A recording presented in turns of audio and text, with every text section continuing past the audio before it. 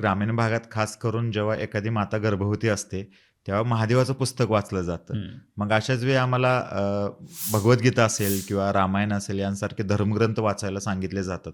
त्याचा कितपत परिणाम बाळावरती होतो? ॲक्च्युली ना, इथे मला एक गोष्ट आवर्जून सांगावीशी वाटते, की तुमचं बाळ ज्या कार्यासाठी येणार आहे ना, त्या रिलेटेडच्या अनेक गोष्टी वाचल्या पाहिजेत, अभ्यासल्या पाहिजेत. का वाचलं पाहिजे? जेव्हा आपण एखादी गोष्ट वाचतो, त्यावेळेला आपल्या भावना तशा बनतात. ज्या प्रकारचं दृश्य आपण ऐकतो, पाहतो, बघतो, वाचतो, अगदी तसंच आपला आतमधला विचार किंवा आतमधल्या भावना बनतात आणि जशा भावना बनतात त्याचा परिणाम, त्या भावनांचा परिणाम गर्भातल्या बाळावरती होत असतो.